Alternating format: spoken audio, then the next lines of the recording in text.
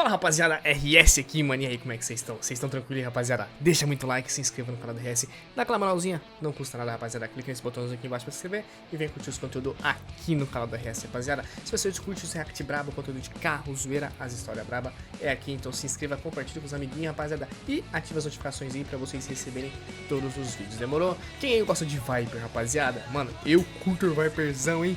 Acho muito brabo, eu comentei num vídeo aqui do Garage 96 ainda que ele fez do... Como que é o nome do carro? Esqueci. Mas eu comentei lá, rapaziada, que meu irmão, quando a gente jogava Gran Turismo, ele ia com o Viper e eu ia com o Corvette. Mano, era uma disputa da hora no Gran Turismo, hein? Mas eu gosto de Viper, eu acho muito louco o carro. E vamos reagir aqui então o vídeo da Vanguard, rapaziada. Já é um pouco antigo esse vídeo. O carro mais assustador que eu já dirigi, Dodge Viper RT10, mano. Caraca, velho, esse carro é muito louco, rapaziada.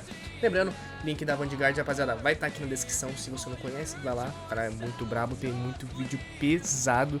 Só as naves, rapaziada, compensa demais. Então, sem enroleira, pega o suquinho aí, refri, rapaziada, pipoca. E vamos reagir o vídeo aqui em 3, 2, 1, demorou? Tô com meu cafezinho aqui, rapaziada. Não vou tomar refrigerante hoje não, vamos tomar um cafezinho. Esse é um dos brinquedos mais insanos, mais raiz e mais assustadores que eu já tive a oportunidade de brincar na minha vida. O Dodge Viper. Esse é o que não tinha vídeo, controle, não tinha nada, né, mano? Na edição mais legal. Era violenta. A primeira, a RT10. Então nesse vídeo a gente vai aproveitar para mergulhar nos detalhes dessa insanidade em forma de carro e ainda mostrar um pouco dos detalhes da manutenção que a gente fez aqui, que foi bem extensa. Mas antes de começar esse vídeo, considere agora se inscrever no canal e ativar as notificações se você gosta de conteúdos tão exclusivos como este Dodge Viper. E não esquece de deixar a curtida para ajudar a gente. O pessoal fala bastante do Carreira, né? Do Carreira exclusivíssimos. Mas isso aqui é embaçadinho também, viu? Não tem controle, não tem nada. E vem com a gente. O pessoal rodava muito esse carro.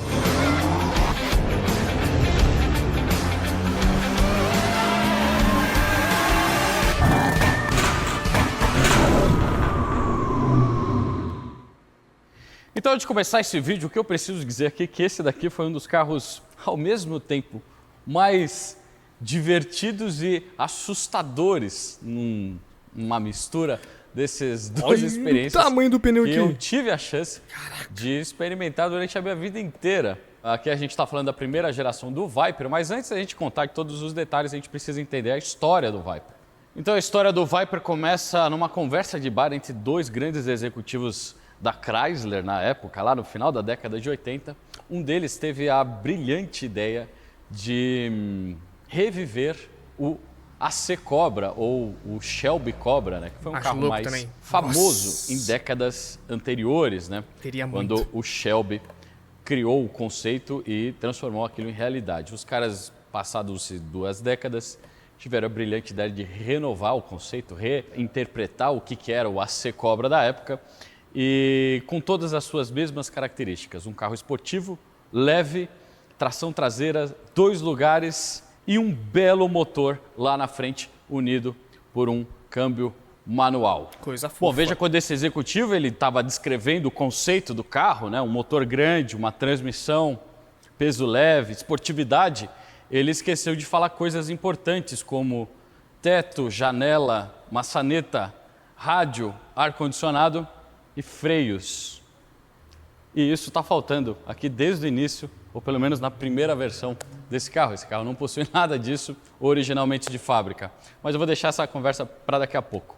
Primeiro a gente precisa falar o que estava acontecendo com a Chrysler lá na década de 80, porque ela era dona da Lamborghini. E quando eles resolveram criar um novo carro no mercado americano, não italiano, esse novo projeto, esse novo carro tinha um grande risco, né, de ser algo baseado no DNA do que a Chrysler já vinha fazendo até então, no DNA de uma caminhonete ou no DNA de um daqueles iates americanos, todos cromados, com aqueles motores gigantescos e sem desempenho. Então eles aproveitaram essa conexão que ele... Mano, eu tava viajando, olhando pro Viper aqui, e tava viajando porque eu lembrei dos vídeos dos caras na gringa, acelerando os Viper. Mano, com 3.000 cavalos, 2.500 cavalos. Mano, aqueles carros lá é insano. Imagina a patada que é, rapaziada. Nossa, eles tinham viajei aqui, viu? A Lamborghini, e levou parte do desenvolvimento dos conceitos e da fabricação e dos componentes desse carro lá para a Itália. Bom, aproveitando essa inspiração italiana que veio junto no projeto, eles acabaram e desenvolveram isso daqui. Mas esse carro não poderia se chamar Dodge Cobra, né? Isso porque a Dodge não era dono da marca Shelby, nem da marca Say, nem do nome Cobra. Então eles tinham que chamar esse carro com outro nome, mas ainda inspirado nos ofídeos. E alguns nomes aqui foram testados, como por exemplo Dodge Jararaca, Dodge Cascavel e até Dodge Mamba Negra. Mas no final eles resolveram chamar esse carro de Dodge Víbora ou Dodge Viper. E existem diversos elementos que trazem essa herança ofídica para a construção desse carro. Vamos falar aqui, começando pela dianteira. Nossa, esse carro é bonito, olha. Uma grande cabeça de cobra. Então, se você dá uma olhada aqui, a cabeça de uma cobra é uma cabeça larga e chata, com os olhos na frente. E é exatamente isso que a gente tem aqui. Uma linha de cintura toda arredondada e muito baixa. Ela chega a baixar até mais aqui, nessa parte traseira. Sorte eu levo o guia extremamente sério, largo. tá esse carro você vai falar ele lá é ele, muito pô, largo, mas... gigantesco. né? E aqui na frente a gente tem os olhos da víbora e também até as fossetas loreais, que são aqueles órgãos que as cobras utilizam para detectar radiações infravermelhas e localizar as presas, com formas de Volkswagen Golf, talvez, né? Que eram coelhos na época. Enfim, aqui também a gente tem a boca da cobra com os radiadores, né? Dá para ver aqueles radiadores com colmeias mais antigas, né? Mais rústicas, digamos assim. E aqui também eu tenho uma cabeça de cobra. Então, o logo do Dodge Sucuri, ele não é o logo de um carneiro, que é o logo da Dodge. Aqui a gente tem a cabeça de uma sucuri e também o próprio fundo aqui tem um formato em uma textura, né, muito interessante de pele de cobra. Então a gente não tem aqui o carneiro, né, o ariano do ariete do Dodge, né, que é o símbolo normal da marca. Muito curioso. E ainda assim, o fundo aqui é vermelho. Muito simpática essa sucuri aqui. Outra coisa que fica muito interessante aqui nessa cabeça é a parte do conjunto óptico, que é muito revolucionário, tendo em vista que a gente está falando do mercado americano aqui. Eu tenho elipsóides com projetores, eu tenho o farol alto, eu tenho aqui o pisca e eu tenho aqui a luz de cidade, né, que são diferentes. E aqui no meio eu tenho uma outra coisa laranja, que é basicamente um nível, certo? Ou seja, a mesma coisa que você utiliza lá para a alvenaria, né, para você fazer o alinhamento de uma superfície. Eu tenho aqui um recipiente com uma bolha, uma régua, para deixar e retinho. assim você controla a inclinação do farol aqui desse carro. Da hora pra época, botaram, né, um nível dentro do farol para você controlar o ângulo. Genial isso. Né? Eu não lembro de ter visto isso aqui em outros carros, não. Na época, bem bolado. Mas muito curioso. E depois aqui, por último, aquela herança mais de caminhonetes mesmo da Dodge, a gente tem um grande farol de neblina, né? Aqui no lugar da fosseta L'Oreal. Vamos falar aqui da parte lateral também desse carro. Já que na lateral dá para entender mais ou menos qual que é a essência de construção do Viper, que na verdade são duas longarinas com um motor parafusado na frente e todo o restante do carro vem sendo parafusado, inclusive a própria casca exterior desse carro, que é toda feita de fibra de vidro. Então todos esses componentes são apenas uma casca que são literalmente parafusados quando eles não são rebitados. A maioria dos parafusos ficam expostos aqui quando você, por exemplo, abre as portas, já vou fazer isso, e outros parafusos ficam bem expostos assim. Então, um carro muito cru na sua essência e tudo de fibra de vidro. E ao mesmo tempo, a gente tem que pensar que a estrutura do carro são apenas essas duas longarinas. Isso significa que, por exemplo, a coluna A desse carro, na verdade, é só um aro para o para-brisa, isso aqui não é um item de estrutural ou de sustentação do carro. E a mesma coisa eu tenho aqui na traseira. A coluna B do carro, essa aqui, passa aqui por cima, na verdade é só uma casca de fibra de vidro. Caraca, que doideira, a gente mano. também não tem nenhum componente estrutural internamente passando por esse item aqui, né, de design do carro. Imagina a dor de cabeça que ia ser se você capotasse um Viper estando dentro dele. Né? Ia ser um negócio muito desagradável. Mas existem outras coisas muito interessantes no design do Viper, como por exemplo, eu consigo, através desse vão aqui, que é basicamente um vão sem uma grande função aerodinâmica nem nada, eu consigo ver componentes eletrônicos do motor, como os módulos, eles estão praticamente expostos aqui. E se molhar? E nós tivemos problemas com esses componentes relacionados a isso. Vou explicar mais para frente no vídeo. Depois, o que a gente tem aqui é a denominação do modelo Viper RT10/10, que seria aqui a primeira geração. A gente está falando aqui de 1992 nesse carro. E eu tenho também, né, essas rodas muito curiosas, que são rodas de apenas 3 aros. Nós temos 3 aros nesse formato meio de catavento, ou uma roda eólica, e também ela é coberta por essa capa que tem a cabeça do Viper, da víbora, e não do carneiro aqui no carro. Muito interessante. E por último, lógico, o escapamento termina aqui, na lateral. Então, toda essa parte aqui é fibra, e aí a gente tem uma espécie de escudo térmico, que é essa parte preta, né? E por fim, o escapamento do carro termina aqui do lado. Isso costuma ser um problema muito relatado, eu não passei por isso, mas para o pessoal que vai sair do carro, acaba encostando às vezes a perna aqui e queima, né, a batata. Bom, já no departamento de freios, aqui na dianteira, o Viper tem uma pinça um pouco mais parruda, de 4 pistões, certo? Com o logo Viper aqui escrito na própria pinça, não está escrito Dodge. E a roda é uma roda gigantesca na dianteira, a gente está falando de um 275 4017. E lá na traseira, um 335 3517. Eu nem falar o 3 é difícil, geralmente você fala 2 sempre aqui. Então, assim,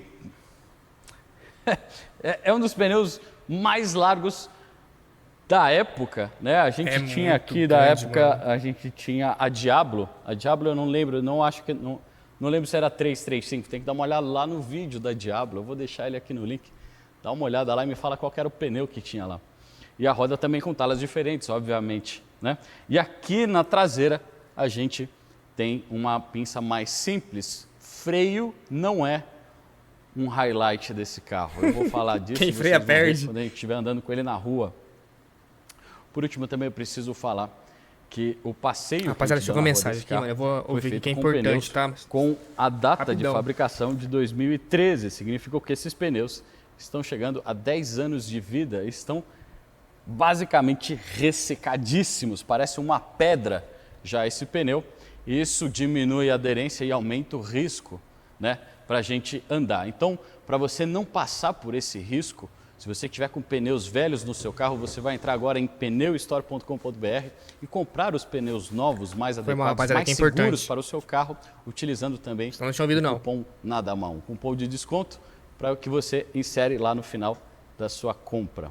Não esquece. Continuando, aqui na traseira, junto dos pneus 335, que mano, você consegue olhar aqui. Esse pneu, velho, olha isso. Trás, né?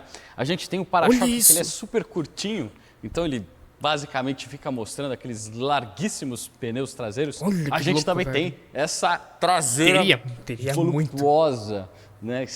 É uma das traseiras mais largas. Deixaria na sala de casa. Um deck gigantesco, né? Aqui junto, integrado do Santo Antônio desse carro. Aqueles... Eu ia jantar dentro do carro assistindo TV, pô. Muito típico de época, não é eletrônica. Lá do outro lado eu tenho o sistema do tanque, né? Pra gente abastecer, com uma espécie de proteção extra aqui, para não cair água, porque basicamente isso daqui é um lugar que a água vai acumular bastante, o dreno deve estar entupido.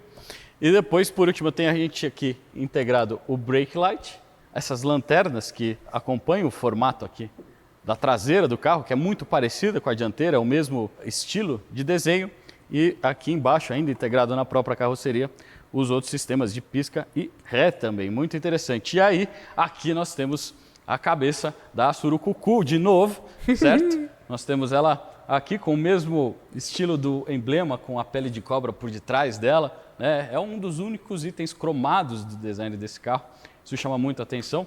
Americanos adoravam cromo nessa época, né? E por último, a gente não tem nenhuma denominação de badge do carro aqui. Ela, na verdade, ela é integrada aqui no próprio para-choque do carro, em vermelho, e não conheço nenhum outro carro que tenha algo parecido com isso.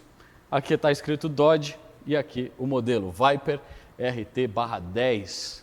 E por último ainda a gente tem aqui, ó, esse difusor meio falso aqui, né?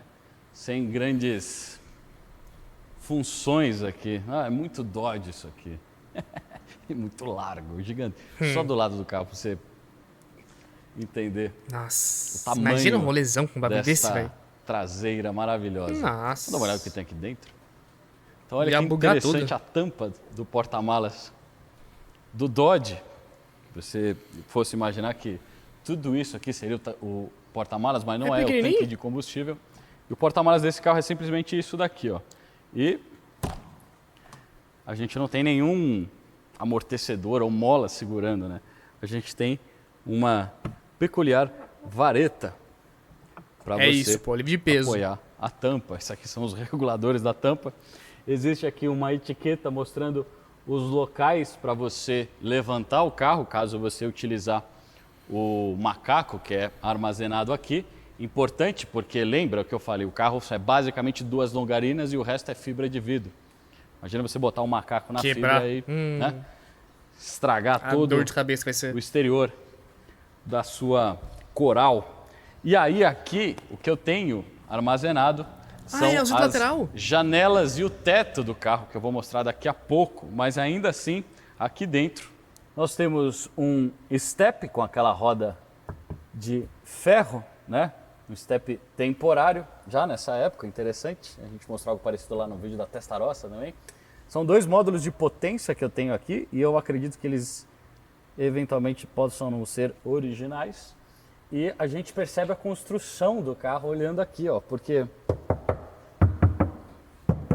é tudo oco de fibra. Se eu tirar esse tampão ainda, fica mais evidente ainda. Qualquer semelhança com um caiaque não é mera coincidência. Caraca, mano. Deixa eu mostrar para vocês o que fica armazenado aqui, que é o sistema de janelas e teto desse carro.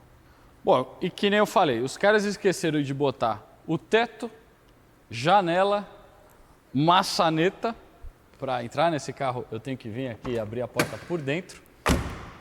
Entre outras coisas que eu vou falar ali dentro. Mas eles também mandam o carro lá dentro do porta-malas, isso daqui, que é basicamente o mais próximo de uma janela que você vai ter num Dodge Viper de primeira geração. É muito estranho, muito janela trabalhoso, do mas Viper é da hora. é basicamente uma lona, certo? Costurada sobre um aro de metal, uma outra lona transparente aqui. E a janela, ela é na verdade um zíper que você utiliza talvez. E ela vem junto aqui, ó, para você colocar a janela. Você clipa ela nesses lugares que tem aqui.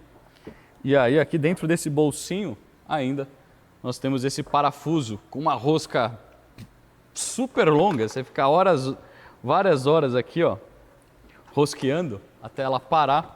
E aqui tem uma espuma, né, para fazer o contato com o restante, que é o teto que vem aqui por cima, que eu vou mostrar agora. Então esse daqui é o teto que já está semi-pronto aqui, semi-montado. A gente destaca essas partes, ele meio que dobra para você guardar, tentar guardar lá dentro do porta-malas. E existem essas maçanetas aqui, né, e um sistema de fechadura para você clipar o teto em cima do carro. Agora fazer isso daqui sozinho é uma experiência em tanto. Você tem que estar muito bem preparado, mas com ajuda. Caraca, olha o trampo que é. Fácil. Usa a cabeça para fazer. Imagina você fechando isso aqui em correria na chuva. Muito louco. Trabalho. Muito louco.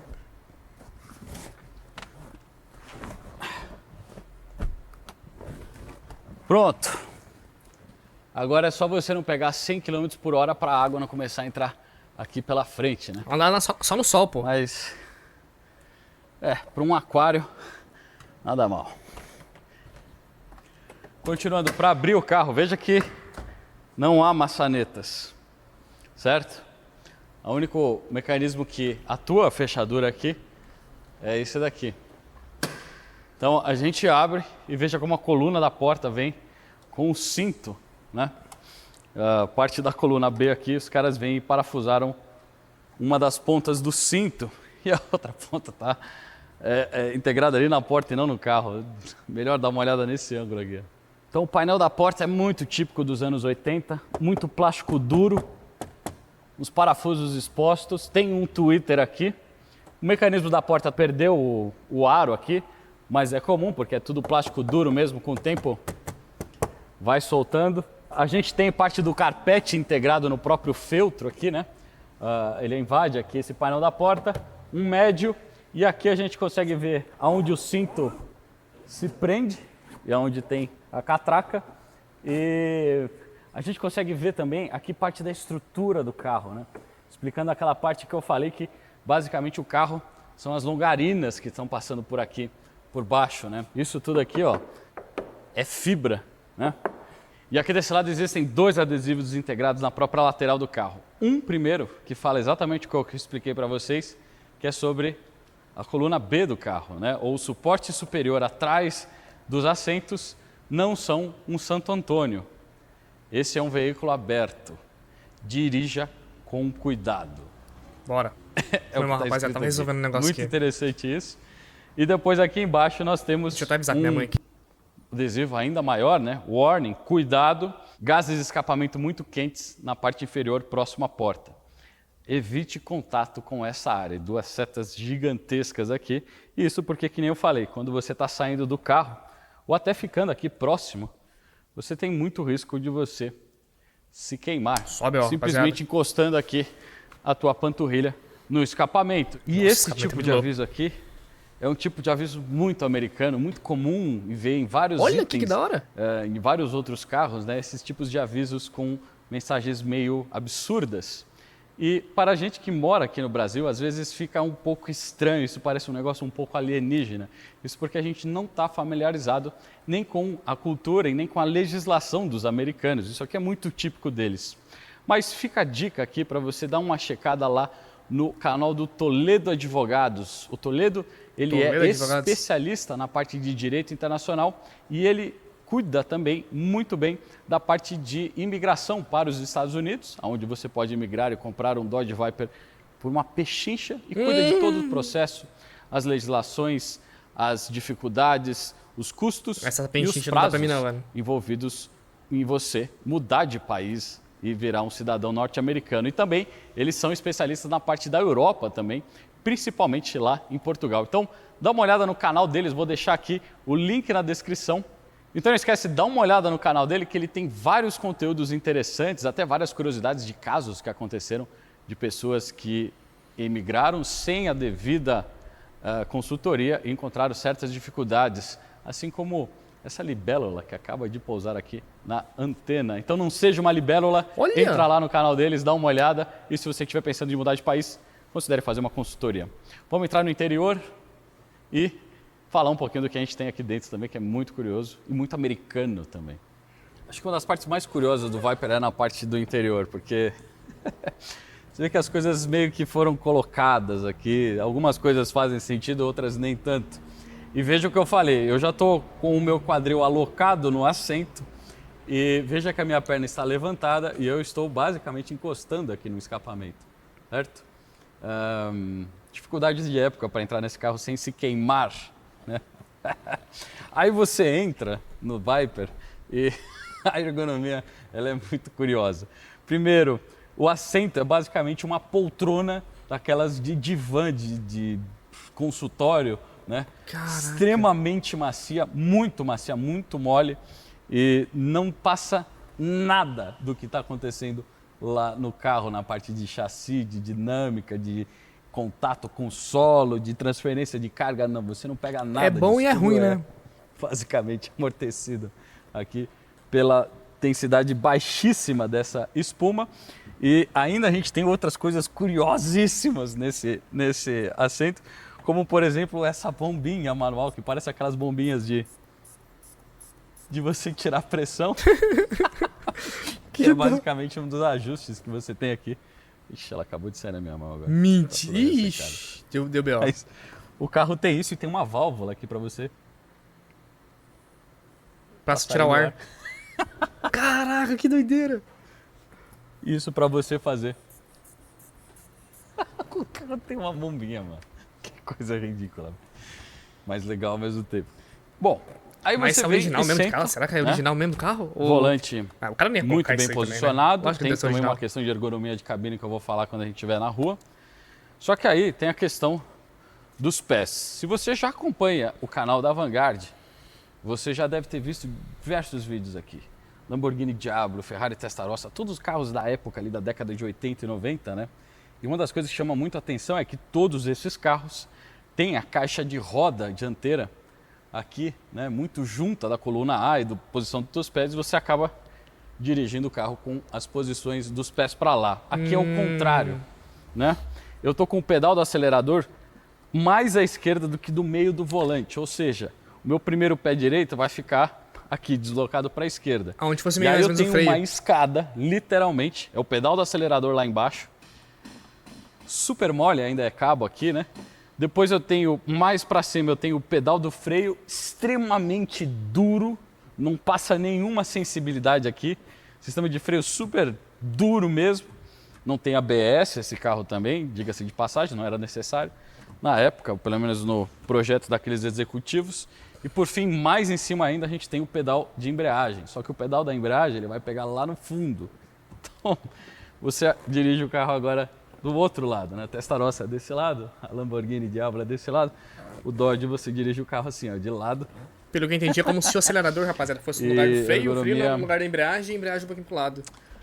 Não, muito ruim. E não é aquele pedal que é amarrado embaixo, né?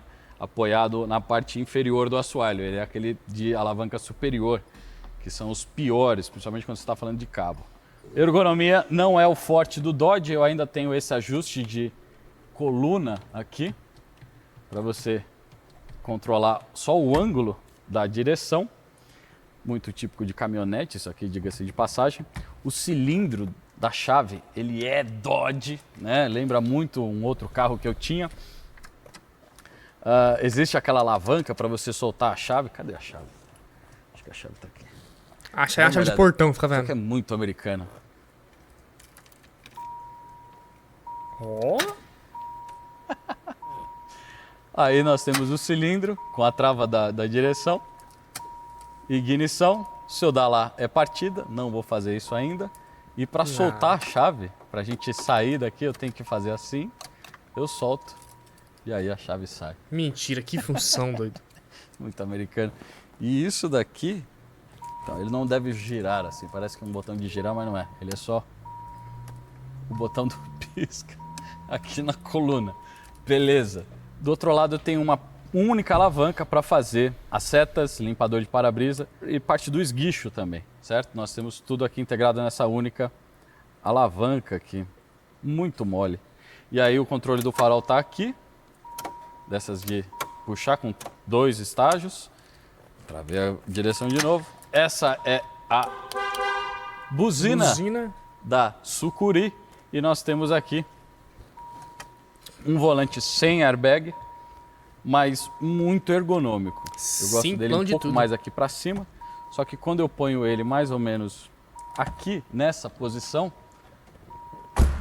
onde o meu braço fica mais ou menos aqui, eu começo a tapar o contagiros e o velocímetro.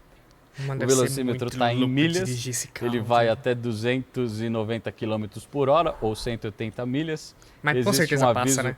para você utilizar apenas gasolina premium de alta octanagem sem chumbo, outra coisa extremamente americana.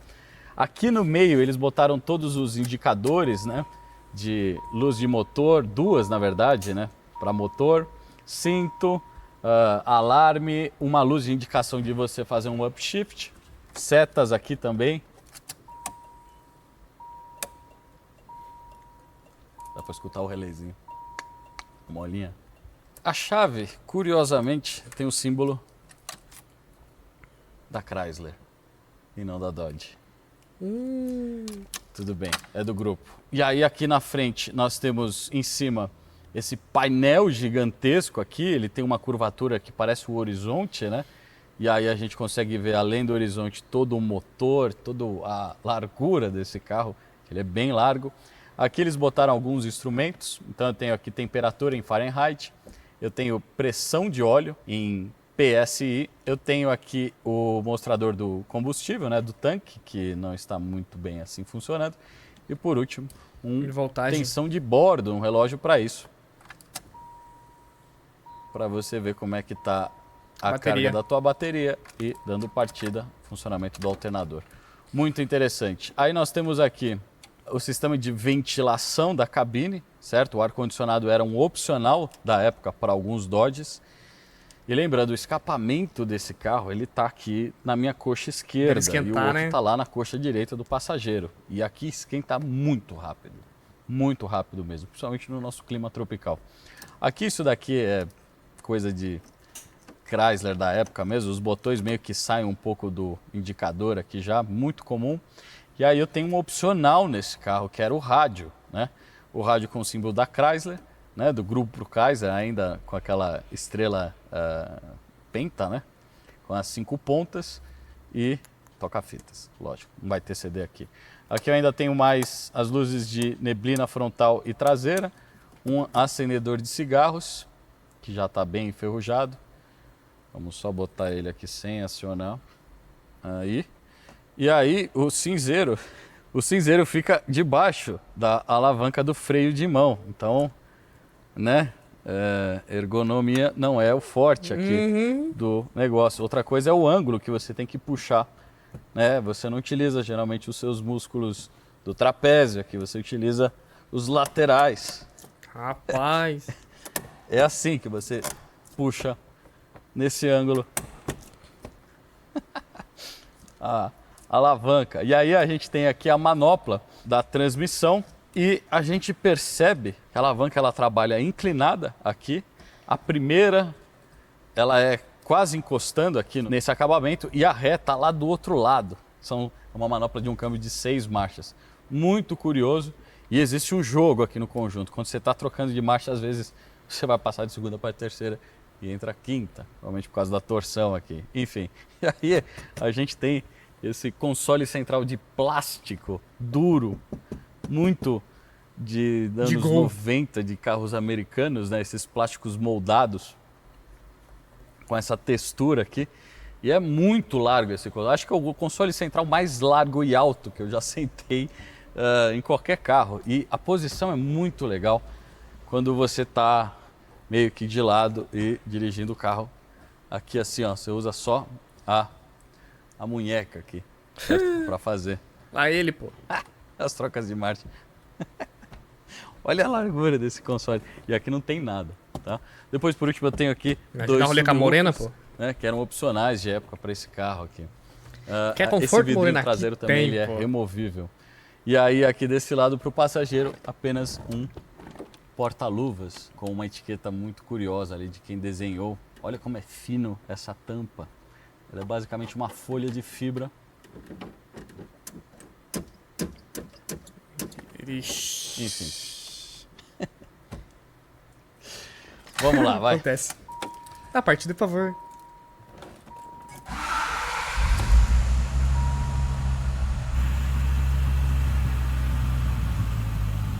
O Arthur tá com o Tira pé escape, agora pô, na tira ponta escape. do escapamento.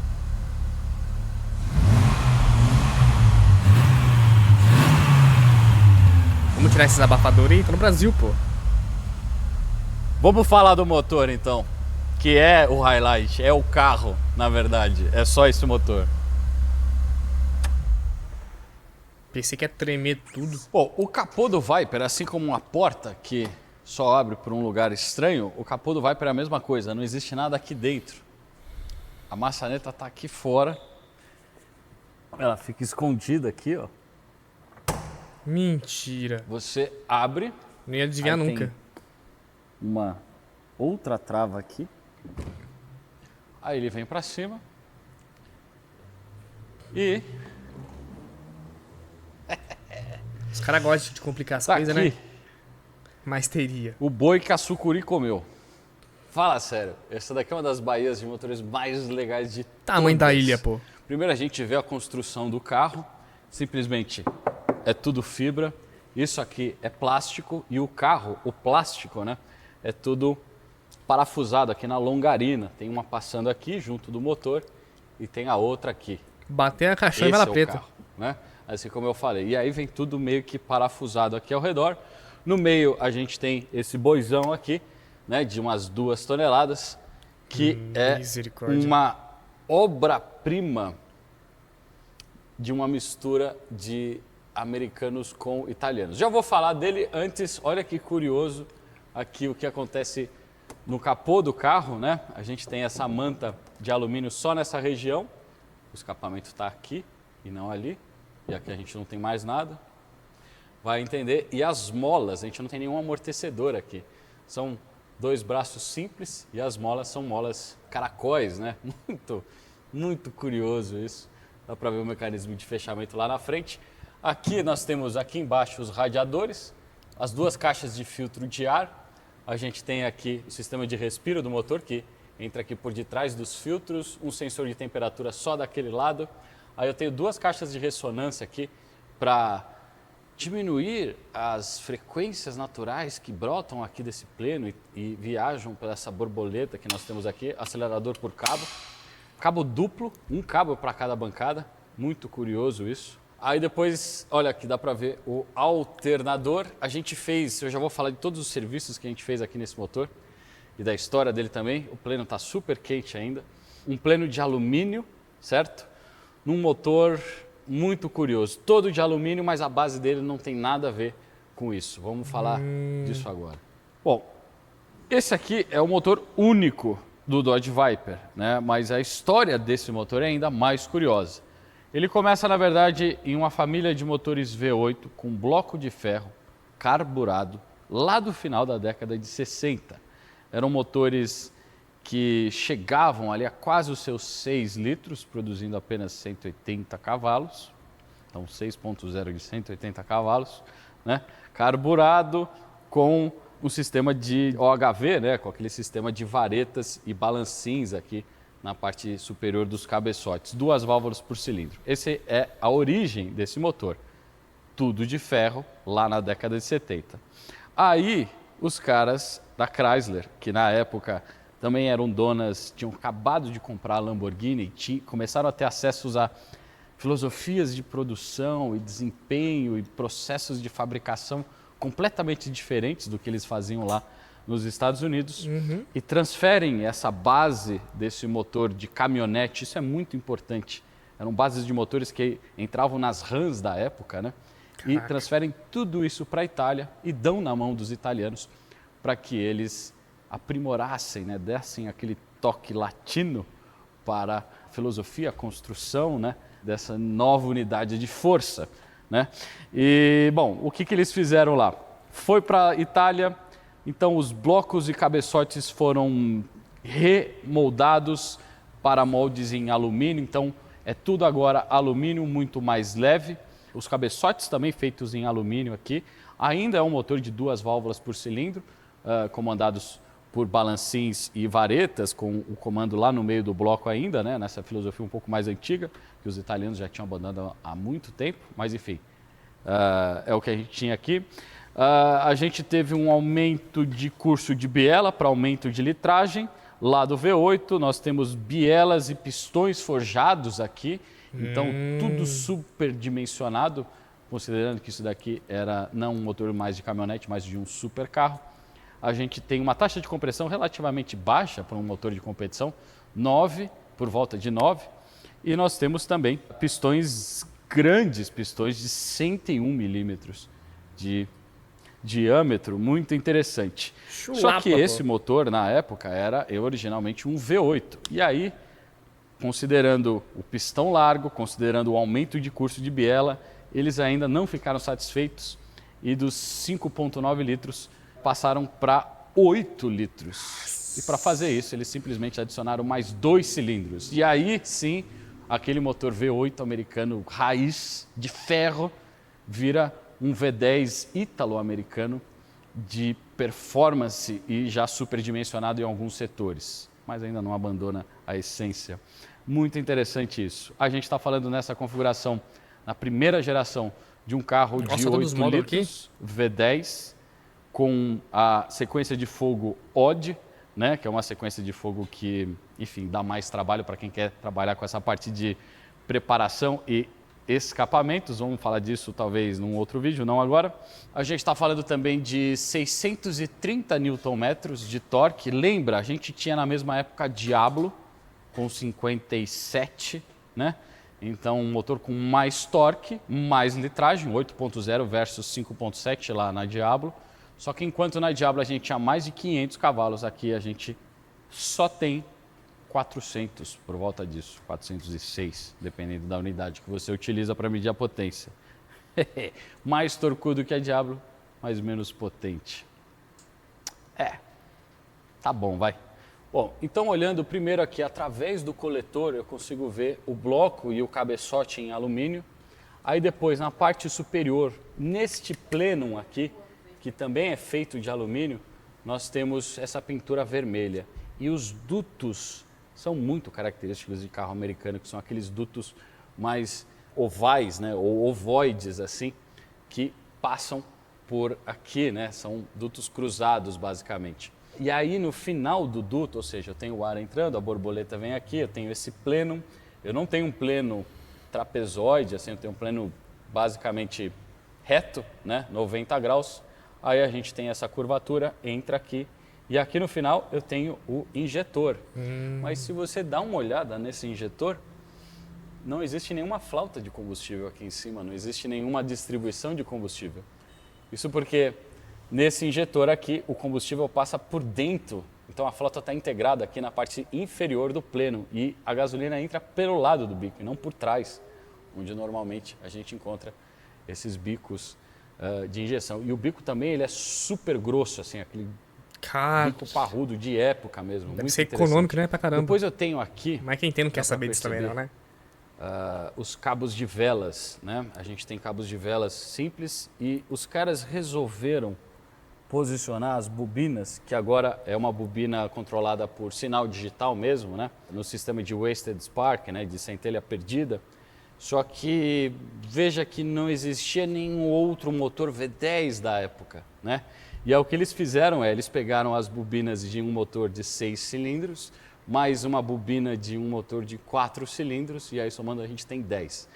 Só que isso é intercalado, porque a sequência de fogo é odd. Ou seja, eu tenho as duas bobinas enterradas aqui embaixo do para-brisa, terríveis de serem acessadas, isso foi um dos serviços que a gente fez aqui, já vou falar deles. Certo? A gente tem uma bobina de 4 aqui, uma bobina de 6 lá, ou o inverso, eu não lembro agora. Deve ser um trampo, viu? Exatamente.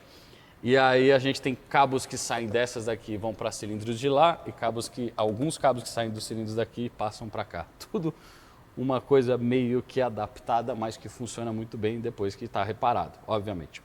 Isso foi parte do serviço que a gente fez nesse carro, então eu preciso contar um pouquinho da história, da entrada desse carro aqui, todo o processo longuíssimo que a gente teve aqui no serviço desse carro.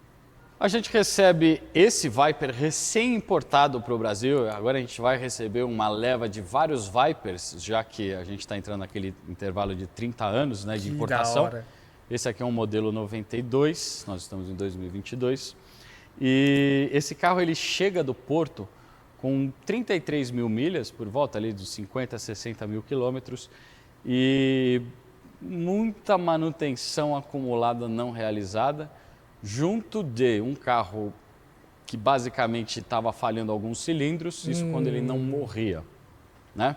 A gente recebe esse carro para a gente fazer a PDI, ou a Pre-Delivery Inspection, ou a inspeção de importação e entrega do veículo. Uma coisa que a gente faz com frequência aqui para vários carros que são importados do exterior para o Brasil, eles passam por essa revisão mesmo caso sendo carros novos ou carros mais antigos, assim como esse.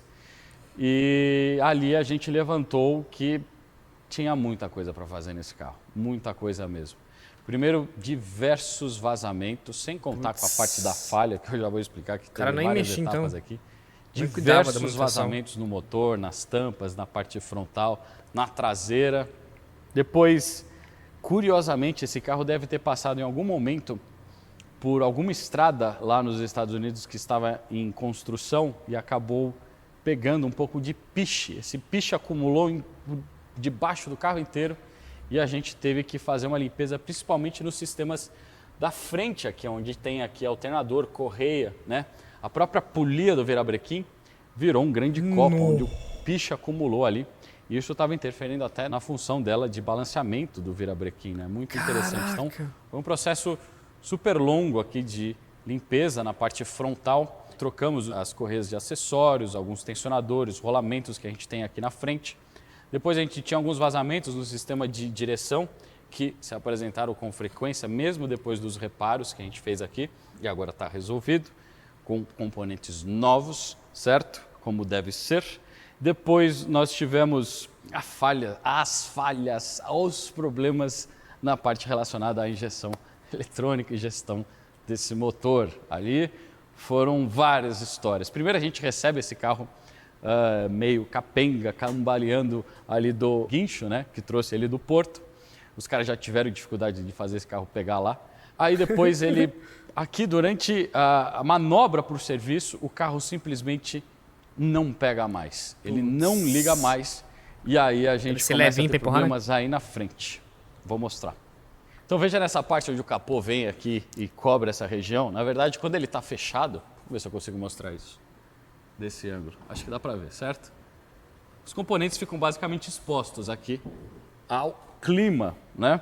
E a gente tem vários componentes elétricos aqui, como por exemplo, alguns relés desses que eu estou pegando agora e módulos, certo? E esse aqui, por exemplo, é o módulo do motor. Bom, ao receber esse carro, né, a gente percebeu que ele não pegava mais inicialmente, além da falha que ele já estava tendo. E aí, um desses relés aqui, que é um dos relés principais do carro, estava basicamente todo oxidado por dentro. Então, a umidade penetrou aqui e ele foi morrer, né, na nossa mão. Só que isso foi um trabalho um pouco extenso de diagnóstico elétrico desse carro até a gente chegar aqui e localizar esse problema na parte de alimentação do carro. Feito isso, o motor ligava quando a gente dava o comando de partir a chave. E aí existia algumas falhas relacionadas aos componentes de ignição, que ainda eram originais. E não é à toa que eles eram originais, porque eles são escondidos atrás aqui, debaixo do para-brisa. E para acessar, tem que baixar o câmbio, né? Então você vai trocar a bobina e cabo de vela, tem que baixar o câmbio do carro. Deve ter ficado baratinho essa manutenção, viu? Aí, bom, junto dessa parte de ignição também a gente tinha alguns bicos desequalizados e também com as peneiras todas destruídas na entrada do bico, enfim, não trocamos nenhum bico, não foi necessário fazer isso, apenas a limpeza restabeleceu o fluxo, né, e todos os estanques também. Depois a gente tinha diversas entradas de ar de mangueiras que estavam ressecadas, enfim, estava uma bagunça. Resolvido isso, o carro dava partida quando a gente queria. Depois, as falhas intermitentes de gestão de mistura, ignição e carga foram resolvidas. O carro, quando ficava ligado durante algum tempo, ele de repente morria. Mas voltava a pegar. Era um outro problema.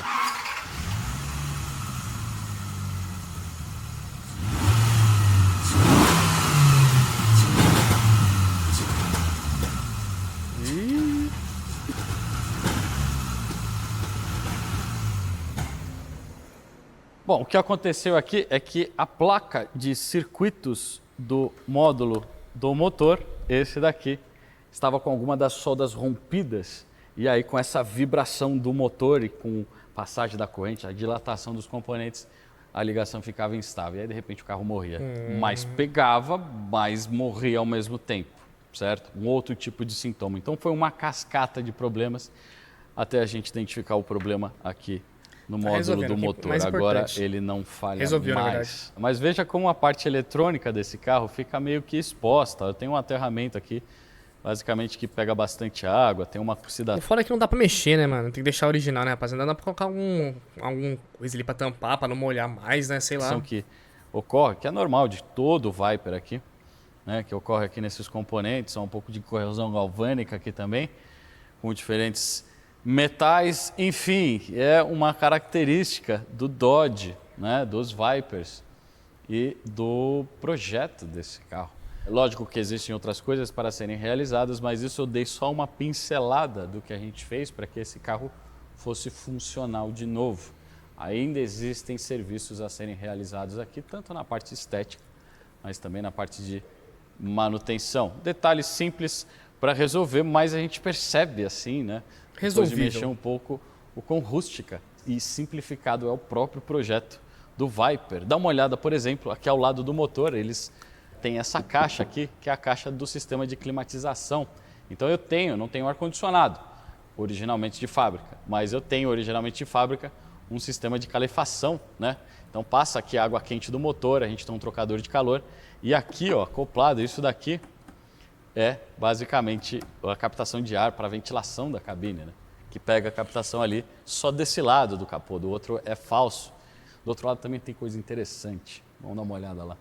Então desse lado aqui eu tenho uma caixa de distribuição de positivos, entre outras partes do chicote, mais na parte de cabine e conforto. Para você dar uma partida no carro, a gente tem aqui o terminal positivo, só que passando por ele, a gente tem todos os outros terminais positivos presos com cintas Hellerman ou enforca-gatos, se você preferir. Aqui eles adicionaram aqui o sistema para a limpeza do para-brisa. Essa é a bombinha, sai por essa mangueirinha aqui, muito curioso. Aqui está o sistema de servo-freio do carro, com um sistema simples, né, de cilindro mestre simples e com duas saídas basicamente, duas válvulas de distribuição. Esse carro não possui ABS e não freia assim também muito bem, tá? Não é o forte desse carro. E aí depois aqui também a gente tem a coluna de direção passando aqui por dentro dessa caixa e indo lá na caixa de direção. Enfim, é muito curioso. E o que a gente aproveitou aqui para fazer nesse Dodge foi iniciar um trabalho que a gente vai começar a fazer agora na internet de clube de membros da Avantgarde. Então, um sistema que você pode se cadastrar e a gente aproveitou diversas etapas coisa no olho, cara. Tá ventando aqui no Arduino aí. Como, por exemplo, os vazamentos que a gente fez na parte inferior do carro, a remoção do pleno, onde eu tenho um vídeo que eu explico rapidamente, são itens bem curtos, mas como é que funciona esse pleno com essa flauta integrada, toda a parte de dentro aqui, com isso aqui desmontado. Depois nós temos alguns vídeos mostrando a própria estrutura do Dodge, né? Toda essa parte de longarinas que a gente só mostra pela parte de baixo, né? Com o carro no elevador. Tudo isso a gente já começou a pincelar alguns conteúdos exclusivos para o nosso clube de membros. Então eu vou deixar o link aqui embaixo, se você estiver interessado, se inscreve lá, faça a sua inscrição e a gente vai soltar aos poucos esses conteúdos a partir de poucos reais por mês. Deixa o link aqui, se você tiver interesse de conhecer mais o Viper a fundo, dá uma olhada lá no nosso clube, tenho certeza que você vai gostar. Tô aguardando. Bom, a parte de manutenção desse carro o V10 inicial, Biturbo, a Lambo, para que a gente possa começar a usufruir de todas as delícias e as particularidades dessa sucuri aqui, foi concluída com sucesso a primeira etapa. E agora a gente consegue rapidamente mostrar tudo isso aqui funcionando na prática. Yes! Rolê. Bom, então, como é dirigir o Viper? É assustador. Não dá pra avisar, mano.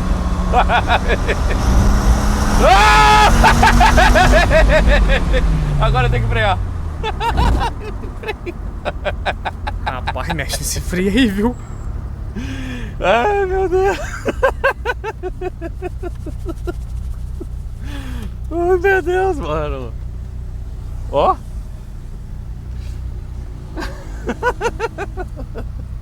Deve ser muito louco, velho. Nossa, mano, que da hora. Você quer ter um shot de adrenalina, não tá rápido. Essa é a questão. É, um pouquinho da velocidade e o medo, né? É uma tocada raiz essa. Ai, meu Deus, mano. Cara, olha o ponteiro de combustível. Ele varia, ó. É que quando o cilindro abre assim, ele começa a injetar gasolina, o tanque ele dá aquela oscilada assim, sabe?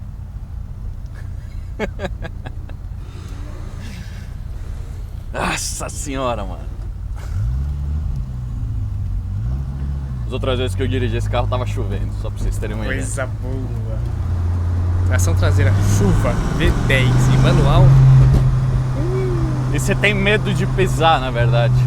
Primeiro que os pneus não estão assim tão novos. O freio não segura. Apesar daquela área gigantesca. E uma coisa que esses pneus traseiros, né, 345, se eu não me engano aqui, é típico de pneu, carro com um pneu muito largo. Você sente ele meio que ficar dançando em cima da banda. Vamos lá.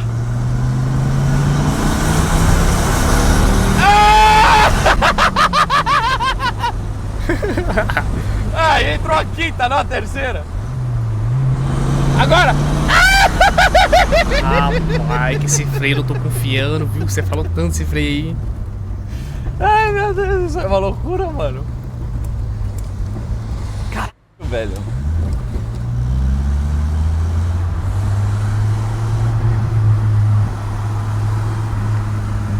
A pegada aqui é que você não tá numa F8 que você consegue sentir o que tá acontecendo lá no eixo dianteiro. Você não tá numa 911 que você tá numa posição de dirigir perfeita, com teus pés alinhados, uma boa posição. Eu tô aqui de lado, o banco é um sofá, então eu não sinto nada do que tá acontecendo lá na traseira, mas ao mesmo tempo você vê o carro meio que dançando em cima das rodas, oscilando em cima do próprio pneu. E aí você tem aquela sensação que você não pisou nem a metade, o carro já tá te entregando um pouco de torque, o suficiente para você ficar com medo, desconfortável.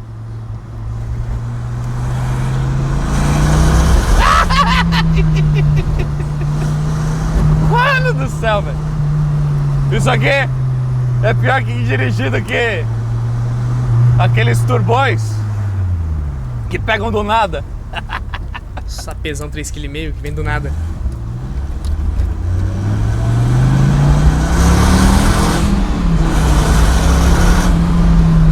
Rapaz, não dá, mano. Acho que se eu fosse o Senna, eu estaria com mais medo ainda. Que daí eu saberia dirigir.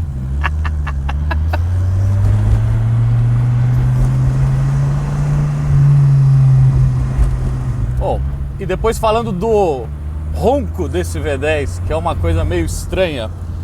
Até os seus 3,5, 4, tem um ronco de qualquer carro 4 cilindros. Eu tô com o escapamento aqui na minha orelha, eu tô ouvindo praticamente só esses 5 cilindros.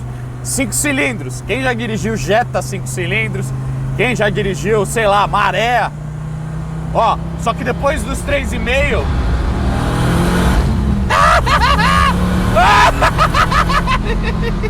Que da hora, mano. Tem que frear, mano. Depois dos 3,5 vem aquela lembrança que você teria com... Pera aí. Que você teria de carros 10 cilindros, certo? O motor 10 cilindros. Só que esse não é... Isso não é por agudo, causa né? do formato bocão, daquele mais grosso, coletor né? maravilhoso, né? Não é mais agudo tipo a Lambo. Que os caras fizeram simplesmente pra escoar os gases. Só isso. Não precisava de mais isso. Não precisava ter um bom projeto de fluxo, não precisava ter um bom efeito de escoamento de gases, né? Lembrando, 8 litros, enfim. Só jogar pra fora. E tá começando a esquentar agora. Ai, meu Deus do céu, velho. Bom, e aí? Vamos continuar falando dessa parte do handling, né? Isso aqui é uma boa definição, ou talvez uma nova definição para uma verdadeira cadeira elétrica, aonde você senta e você vai ter a última viagem da sua vida. Nossa. Terceira, Segunda é longa, quinta hein? de novo, deve dobrar tudo.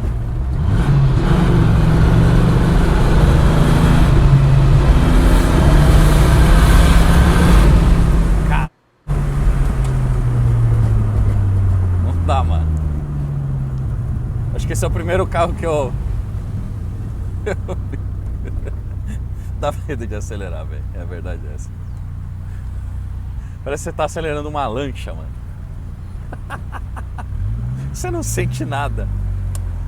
Mas ela faz assim, ó.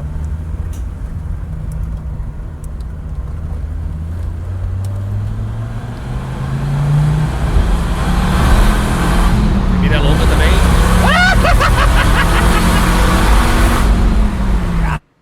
Vamos ter que frear. Para! Rapaz do céu, velho. Sem frear não, viu? Ah, mano. Um carro que... Eu não consigo pensar no que eu tô falando, velho. Meu Deus, mano. Esse carro ele é um paradoxo, mano. Ao mesmo tempo que você tá extremamente confortável, dá uma olhada. Essa posição de braço é a melhor de todas, assim. A melhor ergonomia de braço que eu já vi num carro. Que aqui é tudo arredondado, você tem essa curvatura perfeita pro seu braço. E ela fica na linha do volante aqui, ó. Já a manopla, ela tá inclinada assim, ó. Então você tá sentado num sofá. O problema é que esse sofá ele tem um V10 lá na frente. Olha isso, mano. E você acelera esse olhando sofá. também, né? Tem gente que fala, ah, caraca, um Viper. Tem gente olhando e falando, nossa, que carro que é esse? E aí tem o pneuzinho traseiro que você... A sensação que dá é que ele tá meio que... como se fosse um barco numas ondas. Sei lá explicar isso, né?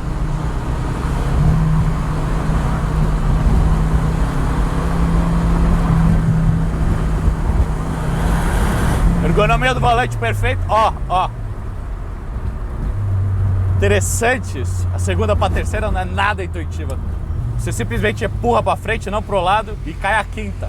Bom, e aí ontem eu tava terminando um projeto aqui da Vanguard, eu tava numa Ferrari SF90. Acho que eu assisti esse vídeo, muito louco. Híbrida, 1000 cavalos, carro rápido, bem potente, enfim, vocês conhecem. Aí, agora me veio um insight de como as coisas evoluíram, né? Se a gente comparar com 1990. Mas se eu pegar a concorrência, o que tinha em 1990 aqui, na época, por exemplo, um 993, que eu já dirigi, que não tem nada a ver com o Dodge, a minha M5, que eu conheço muito bem e não tem nada a ver com o Dodge, a F355, que eu fiquei apaixonado. E o Dodge é um carro para brigar contra os italianos, inclusive, desses super esportivos. Já o Dodge não me lembra nenhum desses carros. Ele me lembra um carro que eu tive da década de 90, que eu tenho uma saudade, uma paixão, e eu vou ter outro ainda na minha vida, que era a minha Ranger 97.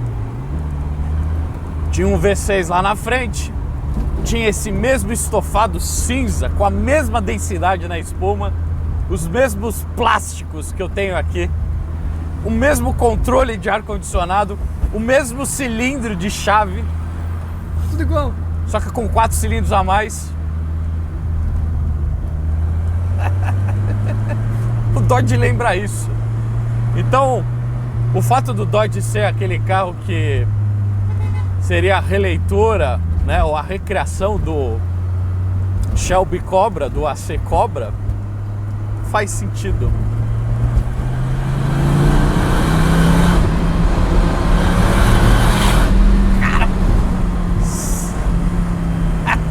Você... Aqui é o seguinte, você vai acelerar.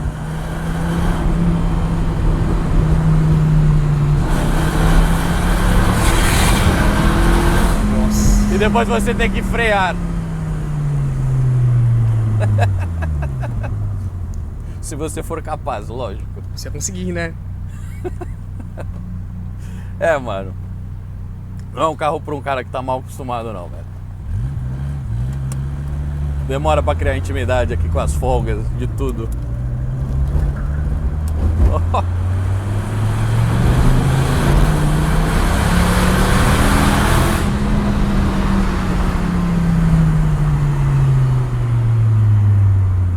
E veja, eu não tô falando mal do Viper. Eu tô falando das características, das impressões que eu tô sentindo. Comparar ele com a Ranger, no meu ponto de vista, é um elogio. Eu só tenho uma saudade imensa desse carro. E eu sinto muito do pedigree aqui, no Viper. É tudo uma questão de você entender a máquina. E eu tô tentando passar as impressões dessa insanidade que é o Viper. Bom, não se esquece de usar o cupom da Vanguard lá no site da Pneu Store, se você estiver precisando de pneus. Cupom nada mal. Não esquece também de se inscrever no canal, ativar as notificações. Se você gosta de conteúdos exclusivos como esse, deixa a curtida para ajudar a gente a subir o canal e continuar tendo as oportunidades de passar esse tipo de conteúdo para você. Esse vídeo fica por aqui. Eu sou o Guilherme e esta é a Vanguard. Que me pariu, hein, rapaziada. Que carro louco. Nossa, que doido, mano. Eu fico imaginando o pessoal que passava na rua olhando esse carro aqui. Pô, eu ia ver de longe, porra, um Viper, tá ligado? Nossa, eu ia ficar de cara. Vai ter gente que falava, ah, caraca, que carro que é esse? Nunca vi na vida. Nossa, quem gosta mesmo ia ver e falar, caraca. Putz, nossa, mano, isso aqui é muito louco. E quando eu falei pra vocês, rapaziada, eu e meu irmão jogava. Tinha isso aqui no Gran Turismo, tinha esse específico, RT10. Tinha um pouquinho mais novo nas versões depois desse. E, mano, era difícil dirigir. Quem jogou Gran Turismo, rapaziada, na época lá, Play 2 e tal, mano, sabe quanto era difícil dirigir um Viper. Mano, o carro era muito arisco, dava muito trabalho, velho. Rodava direto, mano. Era trampo, mas era muito da hora. E meu irmão ia com ele, eu ia com o Corvetão, mas tinha vezes que eu pegava também. Nossa, dava trampo, viu? Dava muito trampo. E esse carro é muito louco, rapaziada. Mas deixa aqui nos comentários da onde vocês conheceram o Viper, da onde vocês conhecem, né, mano? E, mano, deixa nos comentários se vocês gostaram, demorou? Porque eu curti demais. Que carro da hora, que carro surreal. Queria muito na garagem de casa, rapaziada. Na garagem não, na sala. Na garagem também, pô. Mas colocaria na sala, assim, ó, pra ficar olhando todo dia. Que carro da hora, mano. Lembrando, rapaziada, se inscreva no canal do RSI, não custa nada. Compartilha com os amiguinhos e ativa as notificações aí pra vocês não perderem nenhum vídeo. E vai lá, se inscreva no canal da Vanguard, rapaziada, também, que o link vai estar na descrição. Não custa nada, dá aquela força pro RSI, rapaziada. Se puder, deixa um comentário lá falando que veio por mim, tá bom? Espero muito que vocês tenham gostado. Tamo junto demais, lembrando que amanhã tem mais vídeo. É nóis, até o próximo vídeo e fui, rapaziada.